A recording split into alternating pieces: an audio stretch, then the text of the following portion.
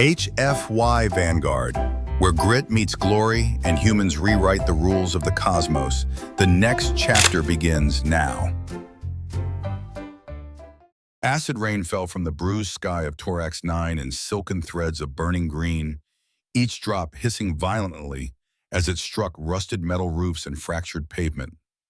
The air was thick with the metallic sting of chemical corrosion, a taste that clung to the back of the throat like poison. The rain didn't simply soak into clothing, it chewed through fabric, biting into whatever unlucky skin lay beneath. Max Rider had long since abandoned the idea of staying dry.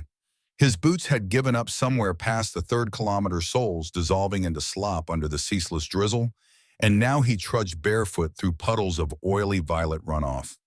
The socks were worse, once soft cotton, now half-liquefied sludge that clung stubbornly to his skin, peeling away in gummy strips with each step.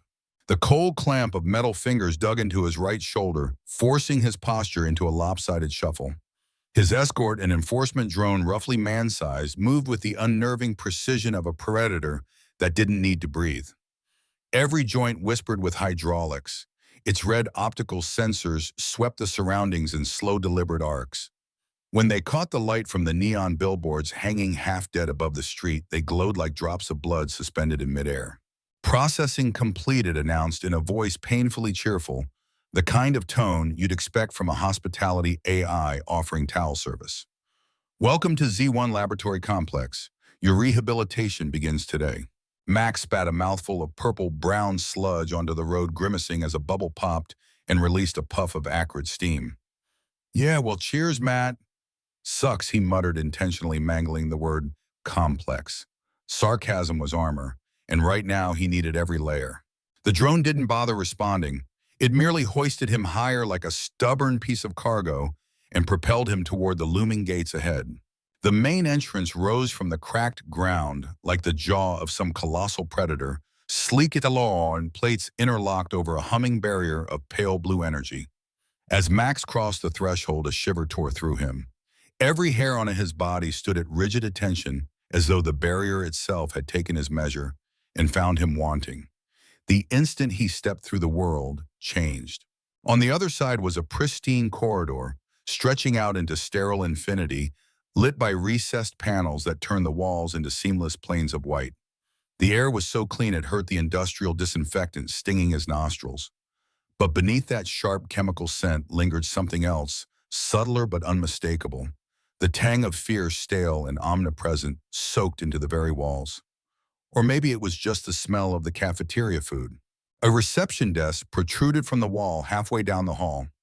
The clerk behind it, a human woman with tired eyes and skin washed pale by the light of multiple holoscreens, didn't even glance up as she began reading from her terminal. "Ryder Maxwell J," she recited each syllable flat with practiced boredom. "Charge of smuggling, grand theft. Oh, creative, impersonating a religious figure." It was just the hat, Max said, raising his hands in mock surrender. "And technically on Vega 6, anyone wearing purple is considered maintenance staff." "Cell block D," she replied without looking at him. "Next." Two more drones emerged from a recessed alcove, slotting into position behind him like perfectly synchronized shadows. They marched him deeper into the complex, the pristine corridors branching into a labyrinth. Max tried to keep track, left, right, down 2 levels, another left, but the sameness of the place defeated him.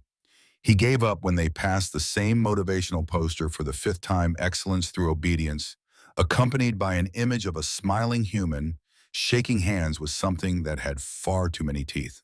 The processing room smelled faintly of burnt plastic and despair. Max was ordered to strip his clothing, bundled up, and carried away by a mechanized arm. The decontamination spray followed a barrage of icy particles that scoured skin like a sandblaster. He gasped, involuntarily shivering, as the mist evaporated almost instantly. The drones tossed him a gray jumpsuit with magnetic clasps that snapped together with a faint think. As he fumbled with the clasps, something warm stirred against his chest beneath the skin-tight undershirt. Finally awake, Princess, came the voice, dry, disdainful, but familiar. The shard, the small, crystalline artifact that hung from a chain around his neck, pulsed faintly in time with the words in his head. "Do you have any idea what that spray was?" The shard continued, Liquefied stupidity judging by the smell, which explains why you didn't notice the 17 different ways you could have escaped on the way here. 17, huh, Max muttered. 18 if you count seducing the clerk, the shard said. Though given your current appearance, perhaps 17 was optimistic. Max caught sight of his reflection in a wall panel polished to a mirror shine. His dark hair stood up in chemically fried tufts, the scar bisecting his right eyebrow, looking angrier than usual. The jumpsuit hung off his lean frame like a drunk curtain. Looking good, Ryder, he told himself under his breath. Talking to yourself already? The voice came from his left. A small, rat-like alien with copper-green fur and nervous, darting eyes had sidled up beside him, its thin tail flicking with agitation. That's week 3 behavior. You must be an overachiever. Just practicing my acceptance speech for Employee of the Month, Max said. The alien's laugh was the sound of gears grinding. Name Z. Information's the game.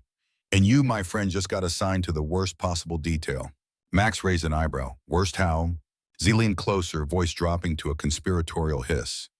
Section 7. The restricted wing. The place where feeders go in and body bags come out. Feeders. They didn't tell you Z's grin revealed needle-sharp teeth. Someone's got to bring meals to the specimens. The dangerous ones.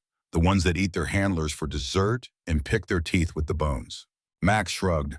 Can't be worse than my ex-girlfriend's cooking. Your bravado, the shard interjected in his mind, is almost as painful as your jokes. The next morning arrived with a shrill chorus of alarms. Max found himself swept along in a gray-clad stream of workers, each following color-coded lines painted on the floor. One by one, the crowd thinned until he was alone before a massive security door marked Section 7, Authorized Personnel Only, Hazard Level Extreme. Maxwell Ryder, he said to the scanner. The door emitted a series of clicks and hisses as it cycled through multiple locks. With a final mechanical sigh, it slid open to reveal a corridor unlike any he'd yet seen in the complex. It was darker here, the overhead lights flickering in uneven intervals, casting long, stuttering shadows. The walls were scarred deep gouges raked through the metal like claw marks. Every footstep he took echoed back at him, lonely and loud. At the far end, he found a supply station where a grizzled human woman sat surrounded by monitors. She looked him over with a mixture of pity and mild curiosity. You the new meat, she asked, skinnier than the last one. Might fit through the bars when she tears you apart. Encouraging. Thanks, Max said. She shoved a card at him. On it sat sealed containers labeled protein paste, water, and vegetable substitute. Cell 7A. Big door at the end. If you hear singing, run. If the lights start changing colors, run faster. And if she speaks to you, the woman paused, her gaze momentarily distant. Well, no one's lasted long enough to say what happens then. Max gripped the card handle, pushing it down the corridor. The wheels squeaked mournfully as though conducting a funeral march. The temperature dropped with each step until his breath fogged in the air. Other cells lined the walls, their occupants hidden in shadow. Something with too many eyes followed him from 7G. From 7K came a sound like breaking glass mixed with laughter. Finally, he reached at the door to 7A. It loomed 3 times his height, plastered with warning symbols in dozens of languages. The shard automatically translated them. Danger. Extreme caution. Do not engage. Lethal force authorized. Turn around, the shard advised flatly. Fake a medical emergency. Anything but this monumentally stupid decision. Max placed his palm on the access panel. 7 locks disengaged in sequence before the door opened onto a small airlock. He maneuvered the card inside, waited for the outer door to seal, then faced the inner barrier. Beyond lay a cell unlike the sterile corridors outside. The walls curved organically, covered in a bioluminescent moss that pulsed with soft blue light. The ceiling arched upward into shadow so deep it seemed endless. In the center, on what looked like the remains of a throne, sat the most striking being Max had ever seen. She was enormous, 4 meters of lithe coil power. Her skin wasn't the rumored silver blue, but a rich, deep violet that seemed to swirl subtly like liquid starlight under her skin. Waves of rose-pink hair spilled down her back, each strand moving with its own lazy, gravity-defying current. But her eyes, gods, her eyes shifted color like storm-tossed seas, deep purple, then electric blue, then molten gold, each hue carrying a different unspoken threat. Right now they burned with the steady patience of a predator who knew the prey had nowhere to run. Max swallowed, pushing the cart forward. "Room service," he said lightly. She didn't move, didn't blink, just watched. He stopped what he judged to be a safe distance, though with her reach, safe was relative. "Today's special is mystery meat in gray sauce," he continued. "Vegetables might be from Earth or possibly from a fungus colony. Hard to tell. Water's probably safe. Facilities had a decent track record, only 3 fatalities from the water supply this month." One perfect eyebrow arched. Max's mouth kept moving without his brain's consent. "I could come back if this is a bad time. I know how it is. Wake up, contemplate existence, plot the downfall of your captors. Breakfast can wait." He turned to leave, and that's when it happened. The water container slipped from his fingers, hitting the floor with a crash. Liquid spread across the polished surface, inching toward her platform. "Sorry," he blurted, dropping to his knees with napkins from the cart. "First day on the job. Well, first day here. And you apologize?" Her voice rolled through the chamber like distant thunder, resonant enough to vibrate in his bones. The shard for once had no quip, just a strange, awed silence. Max looked up, caught in her gaze. Yeah. The others feared. They hated. They demanded. "You..." Her eyes narrowed, shifting toward molten gold. "You apologize for spilled water." "Well, yeah," Max said. "It's just basic." He had no idea that a simple reflex politeness had just lit the fuse on something that would burn through the rest of his life. The next morning came far too soon, heralded by a chorus of alarms that rattled the thin walls of Max's cell. He rolled off the cot feet, hitting the cold floor, and groaned. The protein slab from last night sat like a lump of concrete in his stomach. Sleep had been a lost cause. The echo of that voice, deep and thunderous, kept replaying in his head. It hadn't just been the sound. It was the way it had slid under his skin, wrapping itself around his thoughts, refusing to let go. The walk to Section 7 was quieter this time. The crowd of workers thinned quickly until Max was alone again, following the color-coded lines to the security door. The massive slab of alloy hissed open, and the same grizzled woman from yesterday barely glanced at him as she pushed the day's cart toward him.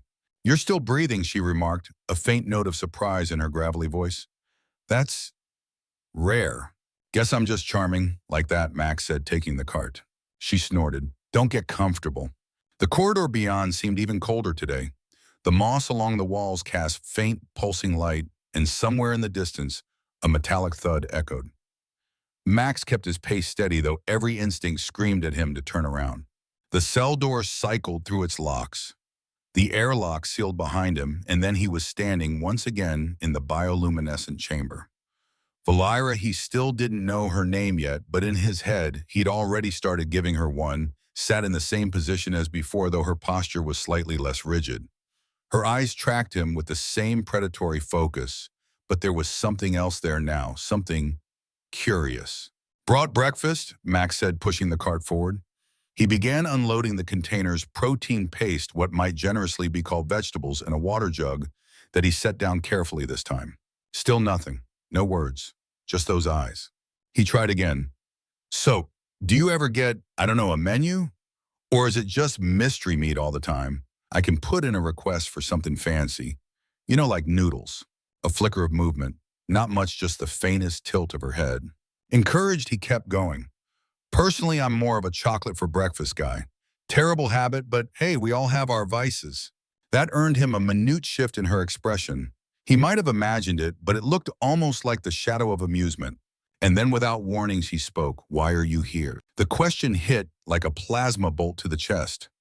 Max blinked, trying to stall. "Because I was assigned to bring you food." Her gaze sharpened. "That is what you do. I asked why you are here." Max hesitated.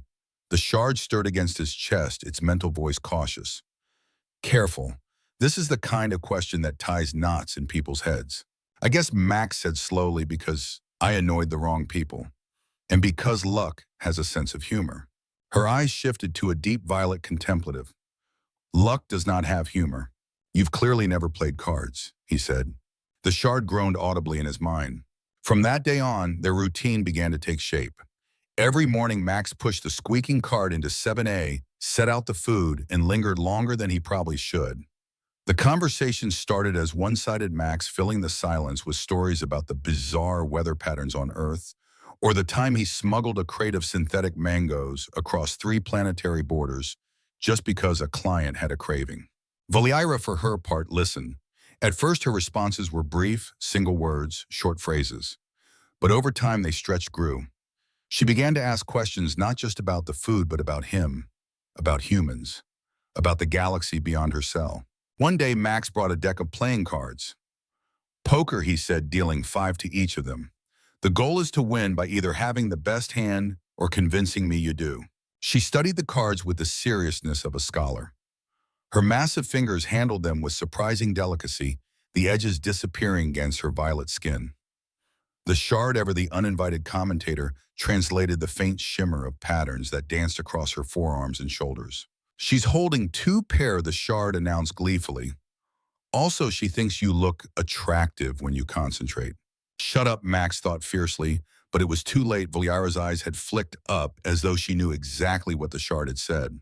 The days blurred into each other. There were moments when Max forgot entirely that she was a prisoner and he was supposed to be her handler. There were moments when she laughed, an unguarded sound that filled the cell with warmth. And there were moments when she went quiet-eyed, distant, as if pulled back into some memory he couldn't see. Then came the day Director Clad summoned him. Clad's office was a study in calculated sterility. No windows, no personal touches, just walls of monitors feeding him every angle of the facility. Clad himself was tall and thin, his face a mask carved from ice. He gestured for Max to sit without looking away from the feed on one of the screens Valiera's cell. "You've made progress," Clad said, voice devoid of inflection. "Progress. The specimen responds to you," Clad continued, "more than to anyone else. That is, useful." Max kept his tone light, glad to be useful. Clad finally turned his gaze on him. "You will continue your visits. You will encourage this attachment. Build trust. When she is vulnerable enough, we will extract what we need." Max frowned. "And if I say no?" Clad's thin lips twitched almost but not quite into a smile. He tapped a control and the monitor shifted to show a series of prisoners. Some human, some alien. Faces Max knew Zay among them. "Then I will begin testing our new nerve agent on your friends. I understand it is quite unpleasant." The shard burned hot against Max's chest. "Don't do this," it hissed. "Don't agree." But Max didn't have a choice. Not with those faces staring back at him. "I understand," he said, the words tasting like ash. Back in his cell, Z cornered him almost immediately. "What happened? You look like someone fed you their cooking." "Nothing," Max said. "Just a reminder of who's in charge." "The shard wouldn't let it go. He's using you to break her. This never ends well." Max lay awake that night, staring at the ceiling. He thought about the way Valiera's eyes shifted to gold when she was amused. He thought about the rare moments when her posture relaxed, when she stopped being a prisoner and started being a person. And he thought about what Clad planned to do once he had what he wanted. The next morning, he pushed the card into 7A with a smile he didn't feel. Valiera was waiting for him near the barrier, her eyes flickering warm gold at his approach. "I was concerned," she said simply. "When they took you yesterday?" "I'm fine," Max lied, "just thinking." "About time," he said, setting out the food. "You told me once you see it as a spiral, past touches future, so maybe some things are inevitable." She tilted her head, studying him. "Perhaps." He pulled an apple from the cart, an actual Earth apple, not the reconstituted junk they usually served, and held it out. "Thought you might like something different." She took it with both hands, cradling it like something precious. The gold in her eyes deepened, and for a moment Max almost forgot why he'd brought it. Almost. The alarms began in the middle of the second hand Max was dealing. Not the shift change chime or the routine evacuation drill. This was something deeper, more primal. The sound rattled his bones, a low rolling wail that seemed to vibrate the very walls. Overhead lights snapped from their usual white to an ominous crimson, and the energy barrier between him and Valiera flared with an almost blinding intensity. Her expression sharpened instantly. "Go!" she commanded, rising to her full height. Max was already on his feet, glancing toward the sealed cell door. "What's happening?" The shard stirred against his chest, voice grim. "That's not a drill. Containment systems are failing all over the sector. Before Max could ask what that meant, the main security door at the far end of the wing exploded inward in a hail of twisted metal and sparks. Not guards this time, but other prisoners. Humans, aliens, and hybrids armed with whatever they could steal, improvise, or tear off the walls. Their eyes burned with desperation and fury. At their head was a towering Malian with a scar running from chin to collarbone. His voice was a low growl that carried across the chaos. "The Giantess, there's a bounty taker." The mob surged forward. Valyaira moved like lightning, her says, doing nothing to slow her. One massive hand swept Max behind her as the other lashed out, striking two attackers in a single fluid motion. The force of the blow sent them tumbling across the chamber, weapons clattering to the floor. But there were too many. More poured in through the shattered doorway, swarming the cell's perimeter. Valyaira's movements were quick and precise, but Max could see the restraint devices on her wrists flaring with every strike, bleeding off her strength in cruel, calculated bursts. Max grabbed a length of bent conduit from the debris, gripping it like a quarterstaff. It wasn't much, but he wasn't about to watch her fight alone. "This is pointless," the shard said, its voice sharp with urgency. "Get me to the control panel. I can interface with the system and release her restraints." Max's gaze shot to the panel mounted halfway up the far wall, surrounded by attackers. "Val, lift me." Without hesitation, she caught his waist in one enormous hand and swung him upward, even as she slammed her elbow into an oncoming Melian, sending the alien sprawling. Max slapped the shard against the panel. The moment it made contact, his vision exploded with cascading lines of alien code. Symbols rearranged themselves in his mind into something like meaning schematics of the restraint network, fail-safes, override sequences. Their weak point in the relay, the shard instructed. "Tell her to hit it hard." Now Max shouted. Valyaira's fist connected with the panel in a thunderclap of shattered alloy and arcing electricity. The restraints around her wrists sparked violently, then fell away like broken manacles. The attackers froze for a heartbeat long enough for Max to realize they had just made the single worst decision of their lives. Valyaira didn't kill them. She didn't have to. At full strength, she was a living storm. A twist of her arm sent a trio of fighters crashing into the far wall. A kick swept another half dozen off their feet. Her presence alone, a force that seemed to press on the air, drove many to flee outright, tripping over each other in their panic. In moments, the chamber was silent, except for the ragged sound of Max's breathing and the distant chaos echoing through the rest of the facility. "You freed me," she said, looking down at her unbound wrists with something like wonder.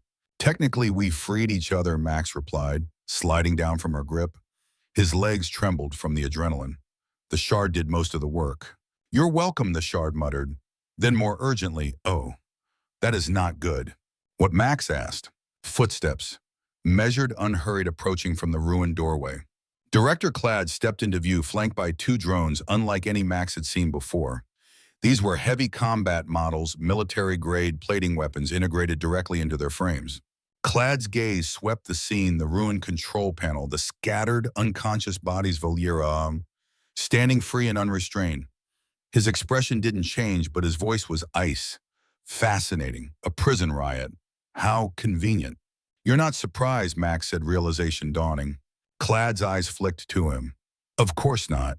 The buyers insisted on a demonstration. I simply ensured the specimen would reveal her full capabilities."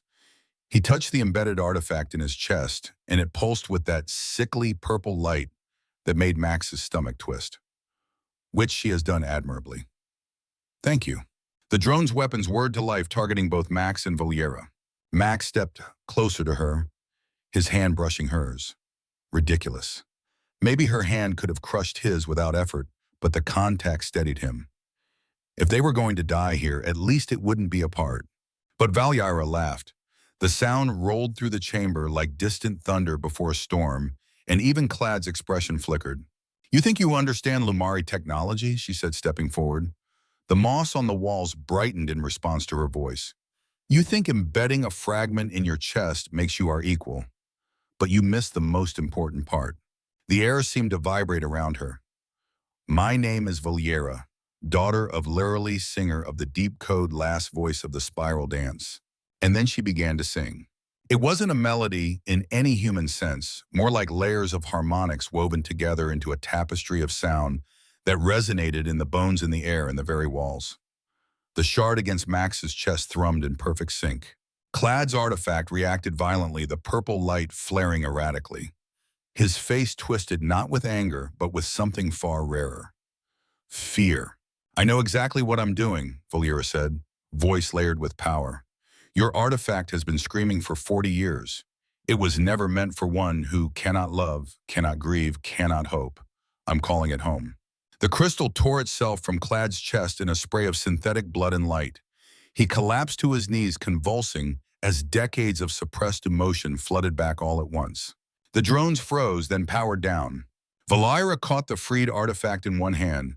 Its sick light faded, replaced by the same clear violet glow that shimmered in her skin. She turned to Max, her expression softer now. Two halves of a whole, she murmured. Your mother's last gift, one piece to bind me until I was ready, one to find the key that would free me. The key, Max asked, though his voice was barely more than a whisper. Her eyes warmed molten gold, overtaking the other colors. You. A soul brave enough to feed the monster, kind enough to see the woman, foolish enough to fall in love despite the impossibility. Max opened his mouth, but the words wouldn't come. Before he could try again, the lights above them shifted emergency pattern, signaling security reinforcements inbound. We need to go, she said, glancing toward the open corridor. He grinned despite himself. Together. Her answering smile was like a sunrise breaking over a long night. Together. She scooped him up with effortless strength, cradling him against her chest. The shard hummed contentedly for once, without a sarcastic remark. They ran the corridors, a blur of light and shadow, past empty cells, past confused guards, into the wider chaos of the facility. Somewhere behind them, Clad's choked sobs echoed a man drowning in emotions he had spent a lifetime trying to kill. The Z1 laboratory complex burned around them, but ahead lay open ground, the promise of something neither of them could yet name. It was enough. It was everything. The escape from Z1 didn't end at the outer gate. It began there. The world outside was chaos, a storm of movement and noise. The acidic rain had turned into a fine mist, drifting in toxic veils across the ruined terrain.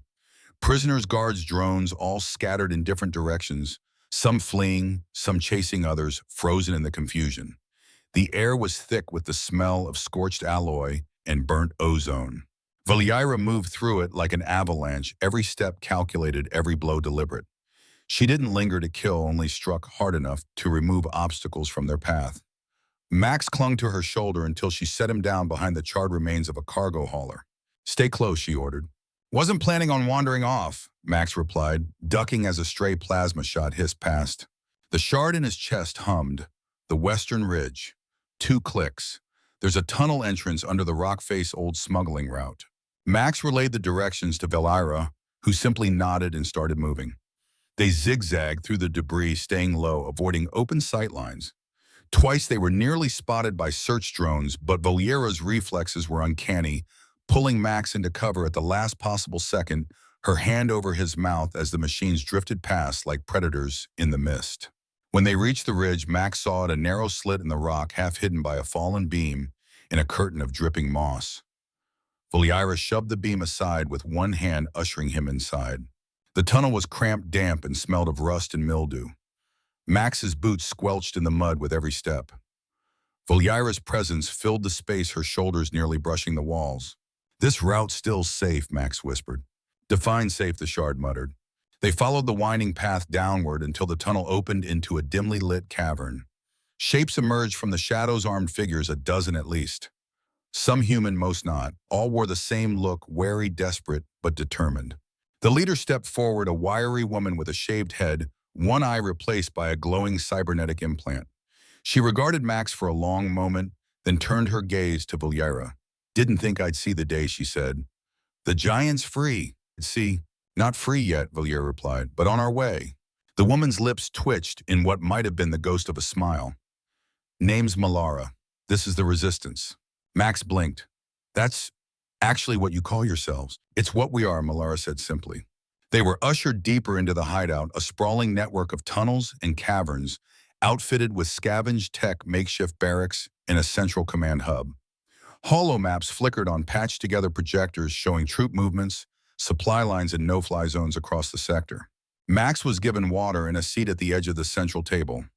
Valira stood beside him like a sentinel, her presence alone commanding respect from everyone in the room. Malara leaned over the table. "You brought something with you," she said, nodding toward Max's chest. The shard Valera confirmed, one half of a Lumari relic.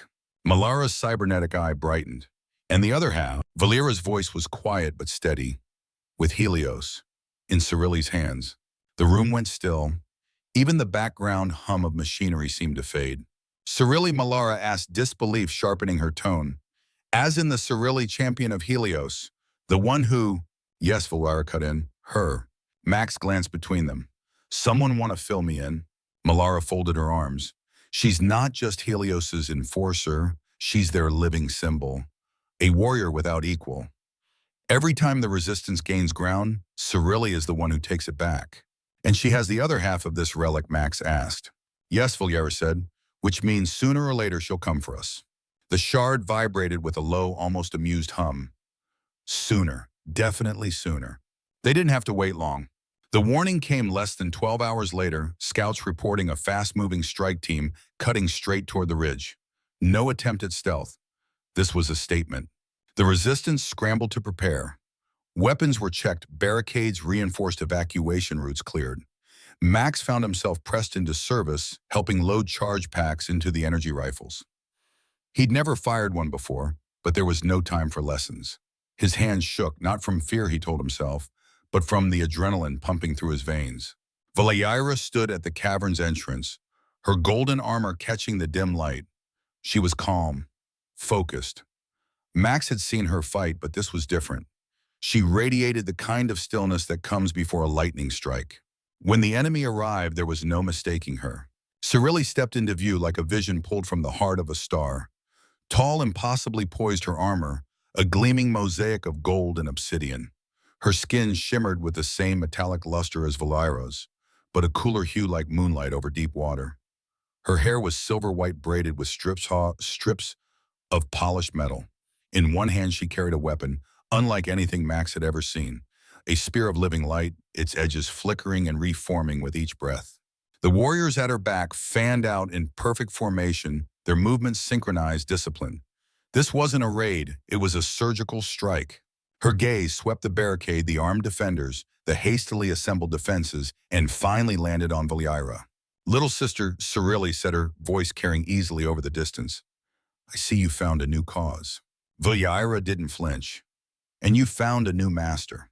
Cyrilli's smile was small and cold. "Masters are for those who need guidance. I have allies.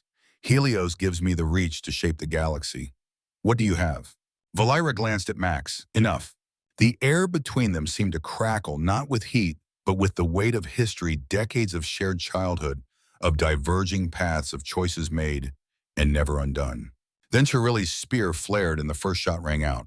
The spear's tip unleashed a pulse of blinding light, a shockwave slamming into the barricade like the fist of a god. Max ducked behind the nearest slab of cover, his ears ringing his chest tight. Bits of rock and metal rained down, clattering off the damp stone floor. Valera was already moving, vaulting over the ruined barricade to meet the oncoming strike team head-on. Her golden armor caught Cyrilli's blast full force and held barely. The impact slid her back a step, boots grinding furrows in the earth. The resistance fighters opened fire in a ragged volley. Blue-white streaks of plasma ripped across the cavern mouth, forcing Cyrilli's soldiers to break formation and scatter for cover. The enemy returned fire with disciplined precision, each shot aimed to disable, rather than kill, a clear sign.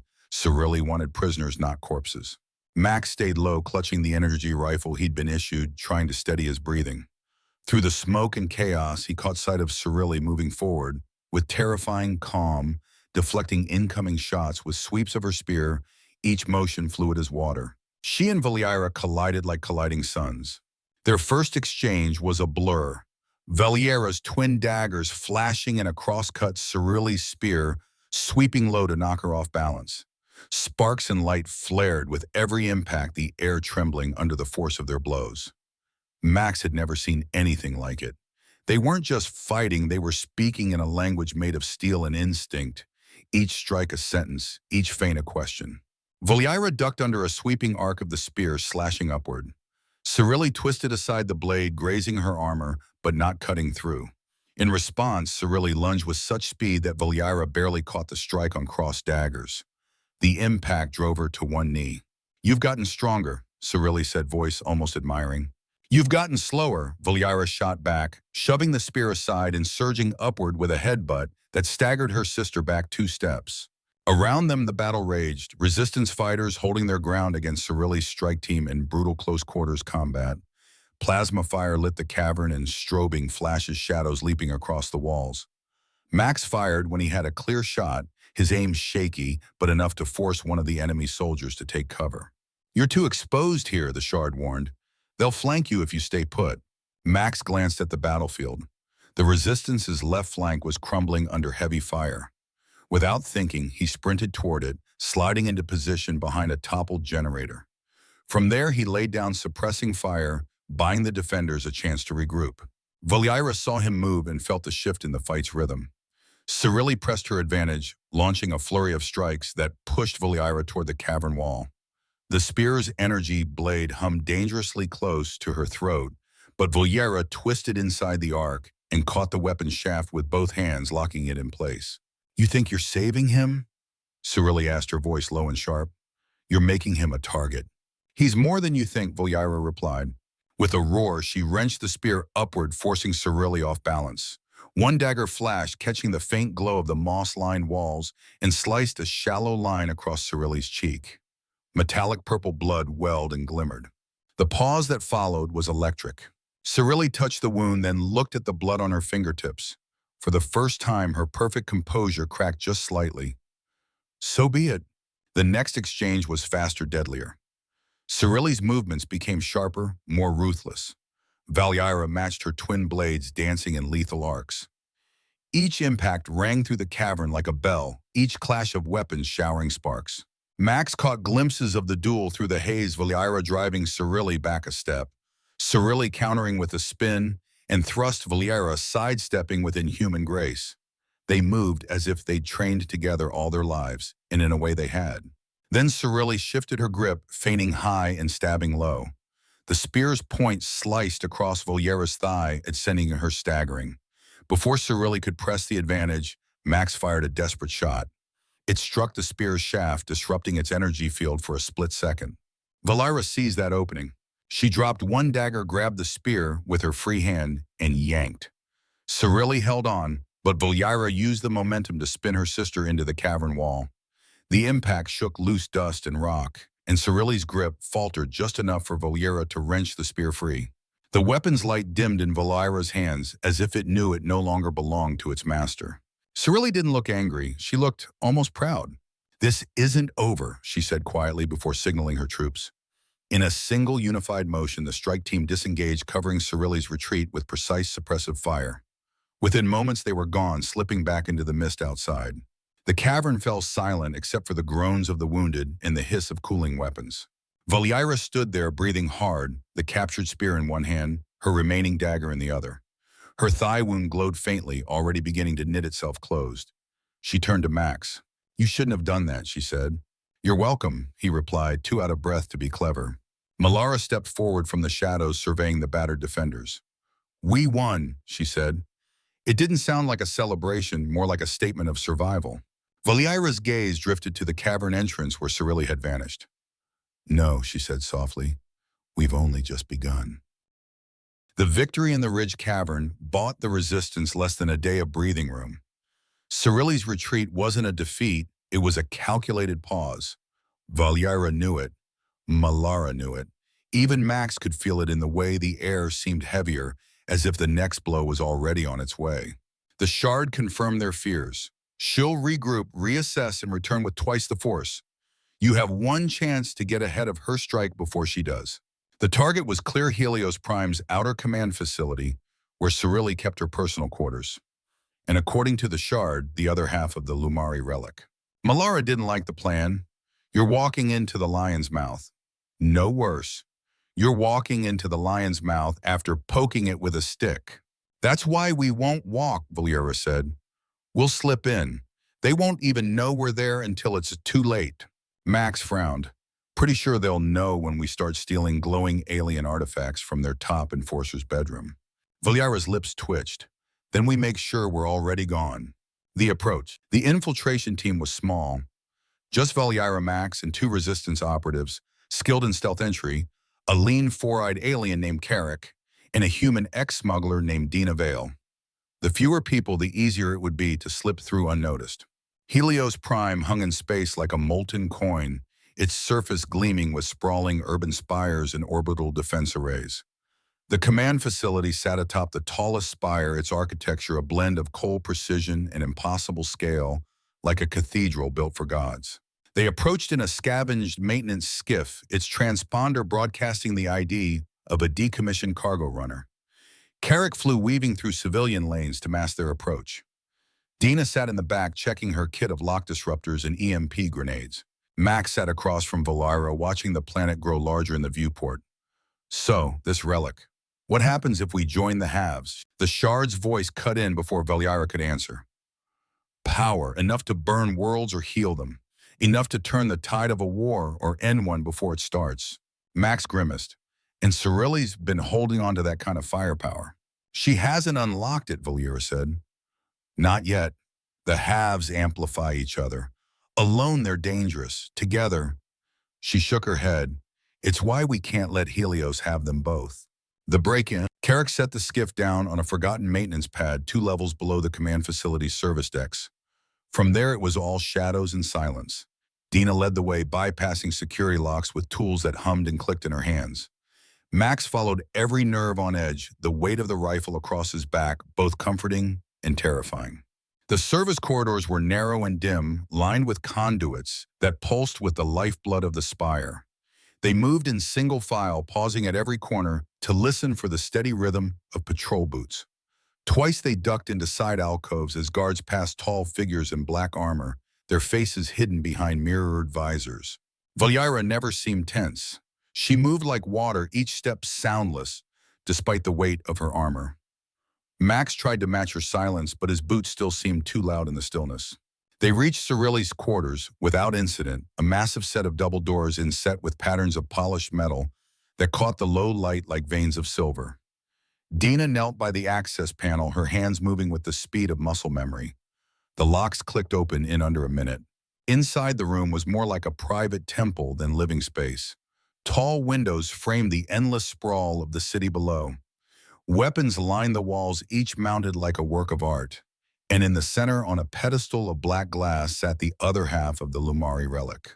It pulsed with a deep, slow rhythm, its light a perfect mirror of the shard in Max's chest. Max stepped forward, drawn as if by gravity. The shard hummed in resonance, its voice softer now. Closer, just a little closer. Valiara stayed at his side, scanning the room for traps. Don't touch it until I say. Dina and Carrick fanned out to keep watch.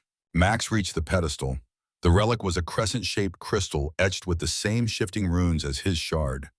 The air around it felt warmer, thicker. His hand trembled as he reached out. That's when the door slammed shut.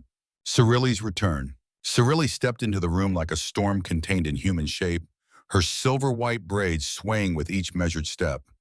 Her spear was already in her hand, its light flaring to life. I wondered how long it would take Hugh to come for it, she said.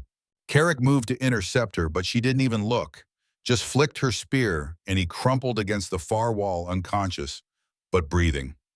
Dina hurled an EMP grenade. Cirille caught it midair, crushed it in her hand, and let the sparks fizzle against her armor. Valiara stepped forward, her own weapons drawn. We take it or you die here.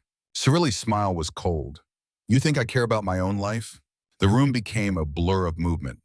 Valiara and Cirille clashed again, the relic pulsing faster with each strike. Max tried to circle toward the pedestal, but the shard screamed in his mind, move, just as a plasma bolt tore through the space he'd been standing in. Dina covered him, firing at the guards who now poured in through the side doors. The air filled with the whine of plasma fire, the crash of steel on steel, and the hum of the relic's rising energy. Valiara drove Cirille back with a flurry of dagger strikes, then feinted low and aimed a kick at her sister's midsection. Cirille caught the leg twisted and slammed Valiara into the floor. The impact made Max's heart lurch, but Voliera rolled away, coming up in a crouch. "You've gotten reckless," Cyrilli said. "I've gotten free," Voliera answered, surging forward again. Max reached the relic. His hand closed around it, and the instant it touched his skin, the shard in his chest flared. Energy roared through him, threatening to burn him alive from the inside. The world went white. The resonance. When Max's vision cleared, the room had changed. Light streamed from both halves of the relic, now resonating in perfect harmony. The runes blazed, casting sharp shadows across the walls. Everyone, Voliera, Cyrilli, the guards, stood frozen, their weapons lowered slightly, as if caught in the pull of something greater than themselves. The shard's voice was different now. Two halves reunited, potential unleashed. The wielder decides the fate. Max felt the weight of choice settle on him like a physical thing. He could feel the power pushing against the edges of his mind, urging him to do something. Destroy the Helios command structure. Heal the war-torn cities below. Bend the galaxy to his will. Cyrilli took a step toward him, her voice low. "Give it to me. I can end this war in a day." Voliera's voice was steel, "and replace it with your rule." Max looked between them, two sisters, each unshakable in their conviction, each certain the other was wrong. And for the first time he realized this relic wasn't the solution, it was the question. For a moment no one moved.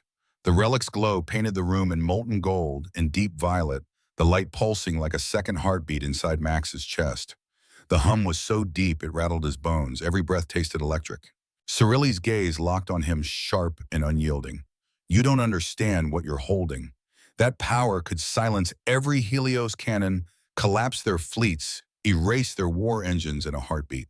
Voliera's voice cut in low but fierce.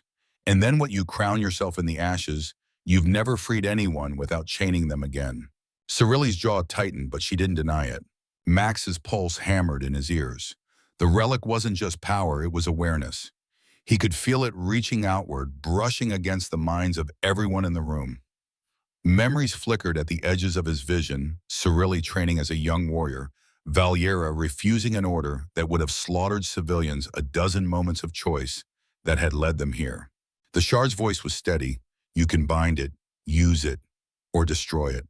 He looked at the two sisters, then at the guards ringing the room, their weapons still half lowered as if caught in a trance. "You want me to choose sides," he said slowly, "but all I see are two people willing to burn everything down to win." Cyrilli's eyes narrowed. "And you think you're better?" Max met her stare. "No, I just think I can be different." The clash, the moment shattered when a guard broke free of the relic's influence and opened fire. Voliera shoved Max aside, the plasma bolt hissing past his head. The room exploded into chaos again, guards rushing forward, Dina firing controlled bursts, Carrick groaning as he came back to consciousness. Cyrilli lunged for Max, her spear aimed at the relic in his hand. Voliera intercepted their weapons, locking with a crack of energy. Sparks showered the floor as the sisters pushed against each other, muscles straining. Max didn't run. He planted his feet and lifted the relic high, letting its light flare brighter. The energy surged through him like wildfire, burning away hesitation. The shard guided his thoughts, weaving the relic's power into something coherent. He sent out a pulse, not a blast to kill, but a wave of force that slammed everyone back and cleared the center of the room. Voliera and Cyrilli rolled to their feet, circling each other like predators. Their duel resumed faster and fiercer than before. Every strike rang like a bell, every parry sent shockwaves through the floor. Max didn't try to stop them. Not yet. The realization, as he watched, something clicked. This wasn't about the relic. The power was only magnifying what was already there. Cyrilli's hunger for control, Voliera's defiance, his own stubborn refusal to bow. The real weapon here was choice, and every person in the galaxy would face it sooner or later. The shard whispered, "Destroy it, and no one controls it again." Max took a deep breath. "Voliera," he shouted over the clash, "if I end this, if I destroy it, what happens?" She broke contact for half a heartbeat, eyes flicking to the relic. "Then we fight the old way, without gods or monsters." Cyrilli's laugh was sharp. "And lose. That's what happens." Max looked down at the relic. The runes shifted under his gaze, forming shapes that seemed to ask him a question only he could answer. The final strike. The duel reached its peak, Voliera driving Cyrilli toward the windows. Cyrilli countering with a vicious sweep that nearly tore the dagger from her hand. They moved so fast it was hard to see where one ended and the other began. Max didn't wait any longer. He slammed the two halves of the relic together in his hands. The light flared into a blinding sunburst heat, roaring outward in a wave that made the air scream. Cracks raced across the crystal surface, the runes burning brighter faster. Cyrilli's eyes went wide. No! Valera turned away from the blast, shielding her face. Max gritted his teeth, every muscle locked against the relic's violent thrashing. With a final shattering sound like glass breaking in slow motion, the relic exploded into 1,000 shards of light that scattered into the air and faded. The hum was gone. The power was gone. Silence crashed over the room. Aftermath. Cyrilli stood frozen, her spear lowered, the shock on her face almost human. You? Fool, she whispered. Do you know what you've done? Max's voice was raw but steady. Yeah, I made sure neither of you gets to play God. For a long moment, no one moved. Then Cyrilli turned to Valera, eyes narrowing. This isn't over. Valera's reply was calm. It never is. Cyrilli backed toward the broken doors, her soldiers falling in around her. She didn't look at Max again as she left. When the room was empty, except for the resistance team, Valera finally let out a long breath and sank onto one of the chairs. Her thigh wound was bleeding again, but she didn't seem to notice. Dina holstered her weapon, shaking her head. That was either the bravest or the dumbest thing I've ever seen. Max managed a tired grin. Why not both? Closing scene. Hours later, aboard the resistance transport slipping into deep space, Max stood at the viewport watching Helios Prime shrink into the distance. Valera joined him, her reflection a shimmer of gold and violet against the stars. You realize, she said, you've made yourself Helios's enemy for life. He shrugged. Wouldn't be the first time someone's wanted me dead. She studied him for a moment and then nodded. You chose well. Max looked out at the endless dark. We'll see. The stars stretched ahead, cold and infinite. Somewhere out there, Cyrilli was regrouping, and the war was far from over.